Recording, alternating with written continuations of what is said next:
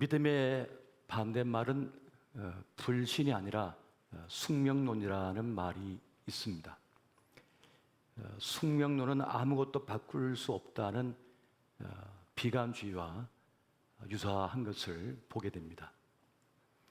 한 달란트 받은 종은 무슨 선한 역사가 있겠는가 싶어서 그 받은 한 달란트를 땅에 묻어버립니다. 그리고 나중에 주인이 오자 묻어두었던 한 달란트를 그냥 그대로 가져다 드렸습니다. 그렇게 그는 엄한 꾸중을 듣게 되었습니다. 믿음의 사람은 어떤 사람일까요? 그는 자기 인생을 운명론, 숙명론에 맡기지 아니하고 하나님의 가능성을 믿고 신뢰하여 자기 삶을 개척해 나갑니다. 그렇게 믿음의 한 걸음 또 한 걸음을 내딛는 사람, 그를 믿음의 사람이라 말할 수 있을 것입니다. 세상은 우리가 이해할 수 없는 신비로 가득 차 있는 것을 발견할 때가 참 많습니다.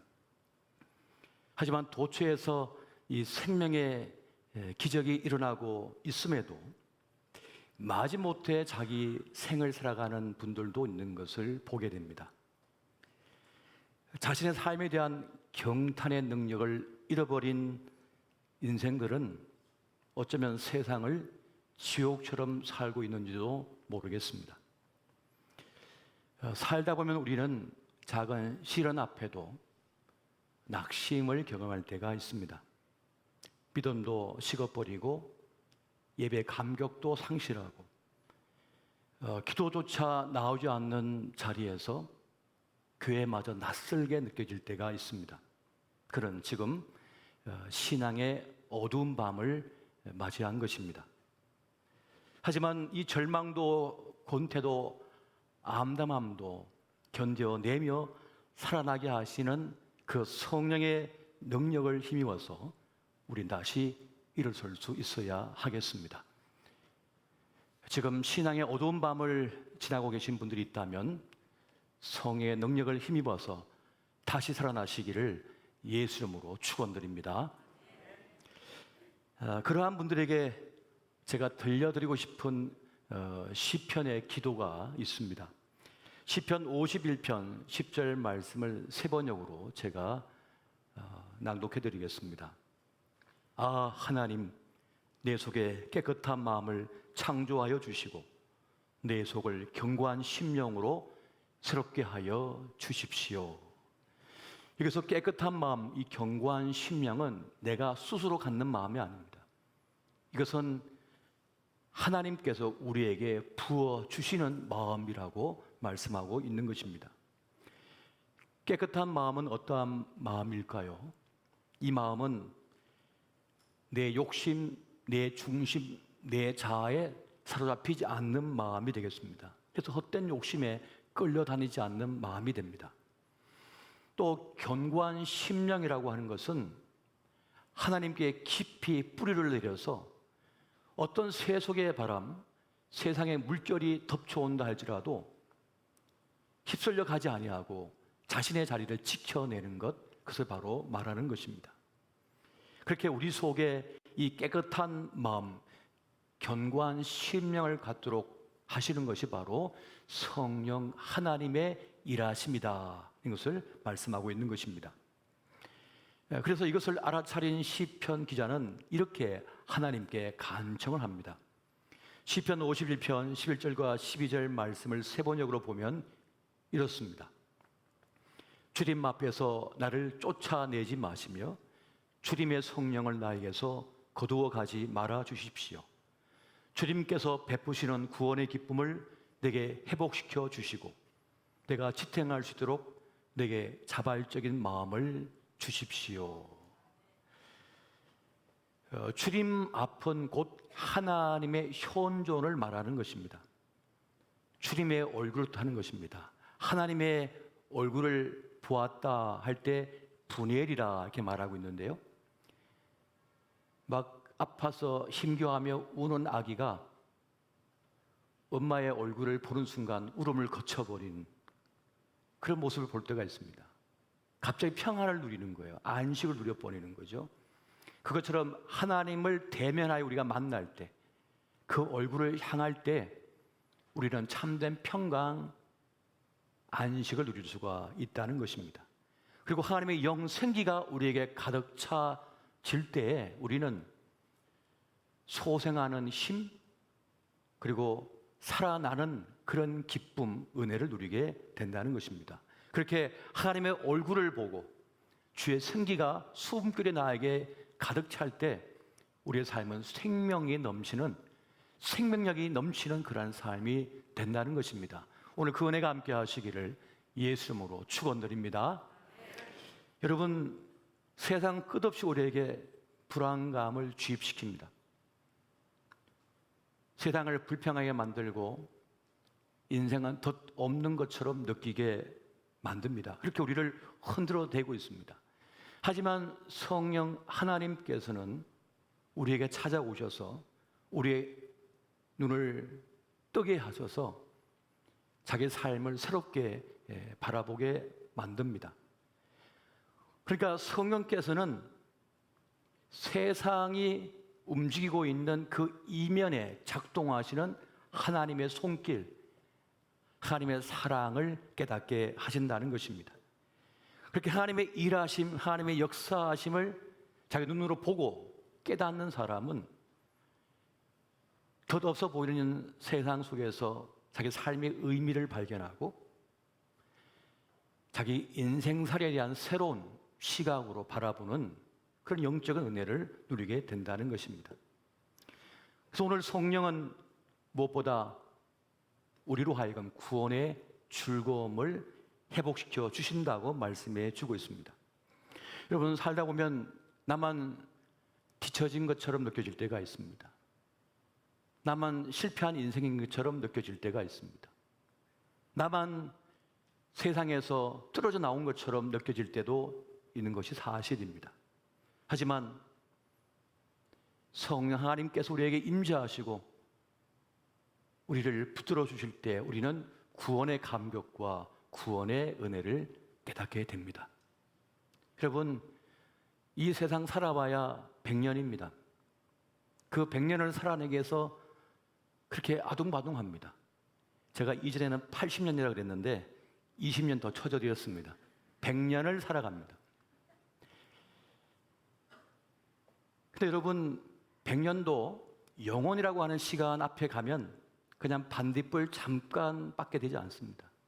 근데 우리는 그 100년을 위해서 거기에 모든 것이 걸려있는 것처럼 그렇게 아둥바둥하면서 살며 상처 주고 아픔 주고 절망하고 고통 속에 비참하게 살아갈 때가 참 많습니다. 그렇지만 구원의 감격을 회복한 이들은 이 세상을 넉넉하게 바라봅니다. 이 세상을 좀 새로운 시선으로 바라보게 됩니다. 그렇게 하나님의 사람은 영혼을 가진 사람, 구원을 받은 사람이잖아요. 그래도 구원이 없는 인생들을 보면 불쌍한 마음이 생겨버립니다. 세상 온갖 것을 다 쥐고 있어도 그 세상과 함께 멸망할 것이기 때문에 불쌍하게 느껴진다는 것이. 그렇게 그것을 깨닫도록 하는 것, 그것을 알게 하는 것, 그것이 바로 성령 하나님께서 우리에게 주시는 은혜임을 여러분 기억하시기 바랍니다. 우리는 하나님을 믿는다 하면서도 또 성경을 읽고 그 말씀을 믿는다 하면서도 사실은 하나님 말씀을 따르지 않을 때가 참 많습니다. 그 이유는 우리가 과학 문명에 너무 길들여져 살고 있기 때문에 그렇습니다. 마치 우리가 조물주가 된 양 그렇게 생각해요. 모르는 것 하나 없고 못할 것 하나 없는 것처럼 여깁니다. 그래서 자기 인생을 마치 이 지점도처럼 만져가지고 만들어낼 수 있을 거라 생각해요. 또 우리 자녀의 삶도 내가 이렇게 만져갖고 이렇게 만들어낼 수 있을 것이라고 생각을 해요. 그러나 여러분, 내 인생이고 내 몸이지만 내 뜻대로 되지 않습니다. 내 몸이지만 내 속에 어떤 병이 지금 도사리고 있는지, 자라고 있는지, 내 인생이 어떻게 흘러갈지 알 길이 없습니다. 내가 낳은 자식이지만은 내 자녀를 다 알지도 못하고 그 인생을 다 내가 책임져 줄 수도 없는 것이 우리의 인생인 것입니다.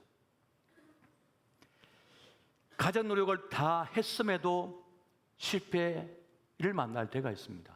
그때는 그 실패를 인정할 수 있어야 됩니다. 내가 모든 것을 다 동원하고 애썼지만 내 뜻대로 되지 않는 일도 있다고 하는 사실을 우리는 인정할 수 있어야 하는 것입니다. 사실 우리 삶은 모든 것을 다 시도해 볼 수 있을 만큼 길지 않습니다. 모든 걸 다 해볼 수가 없어요. 그렇기 때문에 우리는 실패조차도 낭비하지 말아야 됩니다. 실패를 허비하지 말아야 되는 거예요. 실패를 만났다면 지금 실패가 나에게 말을 걸어오고 있는 것입니다. 똑똑똑, 여보세요. 왜 실패한 줄 아세요? 하고 말을 걸어오는 거예요. 나에게 뭔가 시그널을 보내고 있는 거예요. 우리는 그렇게 실패를 낭비하지 말아야 됩니다.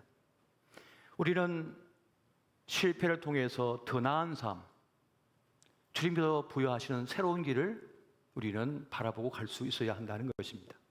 주님께서 뭐라고 했습니까? 합력하여 선을 내신다라고 말씀합니다.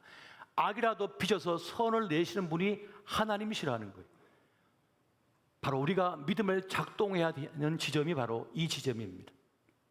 나에게 실패가 찾아왔을 때, 나에게 문제가 찾아왔을 때, 나에게 시련이 찾아왔을 때, 그때 우리는 믿음을 동원하여 작동시켜서 믿음의 눈을 가지고 이 상황을 바라보고 수용할 수 있어야 하는 것입니다. 이 은혜가 함께 하시기를 예수 이름으로 축원드립니다. 많은 분들이 그 실패와 나를 동일시한다고 그래요. 내가 지금 그 어떤 일을 하다가 실패해서 넘어졌는데 그걸 내 전 존재와 동일시해 버린다는 거예요. 그래서 나는 실패했다. 난 실패한 인생이다. 난 패배한 인생이다라고 단정 짓는다는 거예요. 그 일은 단지 내 인생사 중에 작은 한 부분일 뿐인 것입니다. 그 하나가 망한 것뿐이에요. 실패한 것뿐이에요. 그런데 내 인생 전체가 실패했다고 느낀다는 거예요.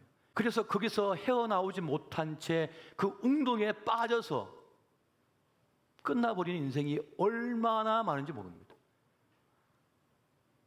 많은 우리의 자녀들이 어떤 시험에 응시를 했다가 그 시험이 안 됐어요. 몇 번 떨어졌어요. 그러면 자기 인생이 다 끝났다고, 내 인생은 망했다고 그렇게 말을 한단 말입니다. 이게 얼마나 안타까운 일인가요? 여러분, 우리는 절대로 우리 자신을 과소평가해서는 안 됩니다. 또 우리를 향하여 특별한 뜻과 계획을 가지시고 우리와 함께 하시며 우리 돌보시는 하나님의 능력을, 하나님의 일하심도 우리는 과소평가하지 말아야 합니다. 여러분, 하나님 아버지께서는 우리를 살리시기 위하여 자신의 독생자를 핏값으로 내놓으셨어요. 우리의 생명값으로 내놓으셨어요. 독생자인 예수 그리스도를 죽게 하심으로 우리를 살려내신 거예요. 우리를 구원하여 주신 것입니다. 자기 목숨보다 더 아깝고 소중한 자식을 대신 바쳐서 우리를 살려냈단 말입니다. 그러니 우리가 얼마나 가치 있는 존재이며 소중한 존재입니까? 그리고 지금도 변함없는 사랑으로 우리를 돌보시고 함께하고 계십니다. 우리는 실패를 통해서 겸손을 배우고 그 겸손을 통해서 내 삶에 더 깊은 것을 경험하게 됩니다. 이 길을 계속 가야 할지 멈춰야 할지 새로운 길을 가야 할지, 그렇게 실패는 우리에게 말을 걸어오는 것입니다. 그 실패 속에서 우리는 하나님을 경험하게 되고 깨닫게 되어지고 더 깊은 기도의 자리로 나가게 됩니다. 한참 유행했던 말이 있습니다. 이생망이라고 하는 말입니다. 무슨 뜻이죠? 이번 생은 망했다. 이걸 아시는 분들은 한 번씩 되뇌셨을지도 모르겠습니다. 살 만큼 사신 분들이 이렇게 말을 해도 마음이 안타까운데 한창 날개를 펴서 날아올라야 될 젊은이들이 이런 말을 하고 있다고 하는 것은 참으로 안타깝게 그지없습니다. 현실의 끔찍함과 미래의 없음에 압도당한 이들은 그렇게 어둠 속에 거하면서 절망 속에 빠져들게 됩니다. 그렇지만 여러분, 우리가 사는 세상은 그렇게 암담하기만은 하지 않습니다. 우리가 사는 세상은 살만한 곳이에요. 괜찮은 곳입니다. 그리고 좋은 사람들로 가득합니다. 물론 완벽한 사람은 없습니다. 다 불완전해요. 뭔가 부족해 보여요. 그러나 그렇다 할지라도 우리가 사는 세상은 그렇게 나쁘지만은 않은 것입니다. 그 이유가 무엇인지 아십니까? 하나님께서 돌보시기 때문에 그러합니다. 여러분 믿으십니까? 네. 여러분 예레미야 33장 6절 말씀을 같이 한번 보겠습니다. 자, 시작. 그러나 보라, 내가 이 성읍을 치료하며 고쳐 낫게 하고 평안과 진실이 풍성함을 그들에게 나타낼 것이며. 아멘. 하나님께서 도시를 치료하신다라고 말씀하고 있습니다. 이 말은 외적인 것만 말하는 것이 아닙니다. 우리는 재개발이 되어서 허름했던 건물들이 새롭게 빌딩으로 깨끗하게 지어지고 새로운 도로로 정비가 되어지면 새로워졌다고 말을 합니다만 사실은 그렇게 해서 새로워지는 것은 아닙니다. 하나님께서는 이 세상을 창조하실 때 미스파트와 째다카, 하나님의 공의와 정의로 틀을 삼으셨으며 하나님의 국률과 인내를 부어주셔서 이 세상을 살아가게 하셨습니다. 마치 공기가 없으면 모든 걸 다 갖고 있어도 결국 죽어버리는 것처럼 주님께서 계속하여 생기를 공급해 주실 때라야 하나님의 국률과 인내와 미스파트와 째다카, 공의와 정의를 부어주셔야만 이 사회가 지탱될 수가 있다는 것입니다. 계속해서 갈등하고 분열되고 서로를 공격하지만은 주님께서 하나가 되도록 계속 만들어 주신다는 거예요. 여러분, 성령께서 하나 되게 하신 것을 지키라고 말씀하셨잖아요.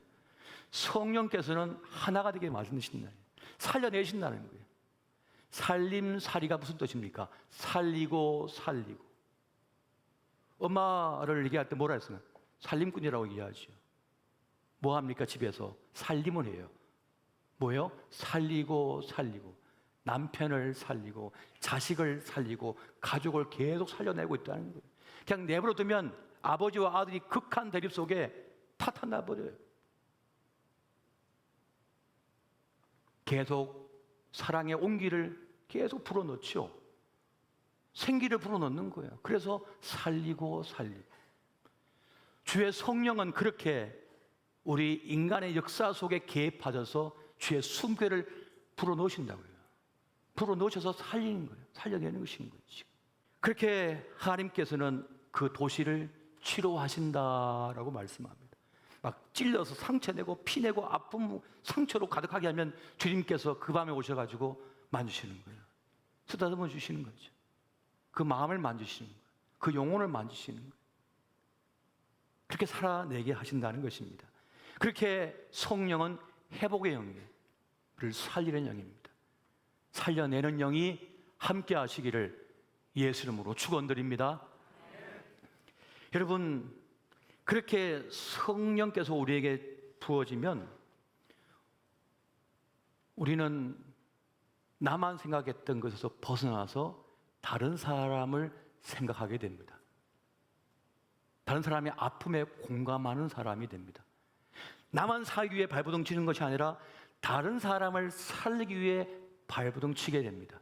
이것이 바로 성령이 하시는 역할입니다. 우리가 왜 성령에 충만하여 믿음이 강해져야 되냐면 하나님께서 그것을 원하시기 때문입니다. 하나님께서 이 세상을 고치시고 이 세상을 살리기 위하여 이 땅의 교회들, 우리를 살리기를 원하십니다. 우리를 먼저 살려내야만 이 세상을 살려낼 수 있기 때문에 그렇습니다. 그래서 성령 충만하라, 성령 충만하라 라고 말씀하는 것입니다. 여러분, 어떤 사람이 강물에 빠져서 허우적거리고 있어요. 그러면 그를 구조하기 위해서 구급대원이 뛰어들었는데 함께 강물에 빠져들어가네요. 왜요? 수영 실력도 형편없고 힘이 없어가지고 끌려 들어가는 거예요. 그러나 성령 충만하고 믿음이 강한 사람은 끌려 들어가지 않고 그 사람을 끄집어내는 거예요. 그 사람을 살려내는 거예요. 그래서 하나님께서는 우리가 성령 충만하여 믿음이 강한 하나님의 사람이 되기를 원하시는 것입니다. 하늘로부터 오는 이 성령은 우리 마음을 새롭게 창조하셔서 마땅히 품어야 할 마음을 품게 하시고 마땅히 가야 할 길을 가도록 하신다는 것입니다. 할렐루야. 그래서 우리는 성령의 충만함, 성령의 임재하심을 갈망할 수 있어야 하는 것입니다. 여러분, 성령은 우리 속에 있는 더러운 것을 불태워 버리십니다. 악한 것을 소멸시켜 버리셔요. 우리가 누군가를 정오하고 미워하고 공격하려고 했던 그 마음, 적대감을 성령께서 우리에게 부어주시면, 오시면 그 성령의 불이 그 악한 마음을 불태워 버려요. 소멸시켜 버리는 거예요. 그래서 살아있게 만들어주시고 자기의 조덤한 삶을 살아갈 수 있도록 돌봐준다는 것입니다. 여러분, 그렇게 살아내기 위해서는 우리 안에 불이 붙어야 돼요. 성의 불이 붙어야 됩니다. Passion of the Christ, 우리 예수님의 열정. 여러분, 사랑에 불타는 사람은요, 자기를 잊어버립니다. 사랑하는 대상만 보이는 거예요. 그래서 나는 잊어버리고 사랑하는 누군가를 위하여 자기를 다 주어버립니다. 이러한 사람은 삶의 피해 속에 빠져들지 않습니다. 그렇게 성령께서는 우리 안에 들어오셔서 우리에게 선한 것을 창조하시고 참으로 가야 할 그 길을 가도록 우리를 이끌어내신다는 것입니다. 요엘 선지자는 마지막 때에 바로 이러한 일이 있을 것이라고 우리에게 말씀해 주고 있습니다. 여러분, 요엘 2장 28절 말씀 같이 한번 보겠습니다. 자, 시작. 그 후에 내가 내 영을 만민에게 부어주리니 너희 자녀들이 장래일을 말할 것이며 너희 늙은이는 꿈을 꾸며 너희 젊은이는 이상을 볼 것이며. 이것은 어떤 신비 체험이나 이것을 말하는 것이 아닙니다. 하나님의 영이 충만한 사람에게 일어나는 현상을 말씀해 주고 있는 것입니다. 여러분, 분명한 비전, 꿈을 가진 젊은이는 멋집니다. 막 살아있는 것 같아요. 그런데 하나님의 영이 아니라 세상 영으로 가득한 이들은 세상 것에 마음을 뺏겨서 자기의 젊음을 허비하고 낭비해 버립니다. 엉뚱한 것에 끌려서 살아갑니다. 하나님의 시각은 다르다는 것이, 성령께서 임재하시면 그 성령이 바로 이 나이든 이들에게 꿈을 꾸게 한다는 거예요. 하나님의 꿈을 갖게 한다는 것입니다. 그래서 하나님의 선하신 역사 속에 자신의 남은 생애를 헌신하게 만든다는 것입니다. 우리 예수님께서 이 땅에 오실 때 여러분, 시몬과 안나는 누구보다 먼저 알아서 예수님을 만날 준비를 하고 하나님 위로를 위하여, 이스라엘을 위하여 간절히 기도했습니다. 그 기도가 함께 했기 때문에 그 사회가 무너지지 않고 지탱될 수가 있었던 것이, 그러니까 하나님께서는 하나님의 꿈을 주시고 또 그들의 헌신과 기도를 통하여 하나님의 일을 이루어 가신다는 것입니다. 할렐루야. 그 부르심 앞에 지금 우리가 서 있는다는 것입니다.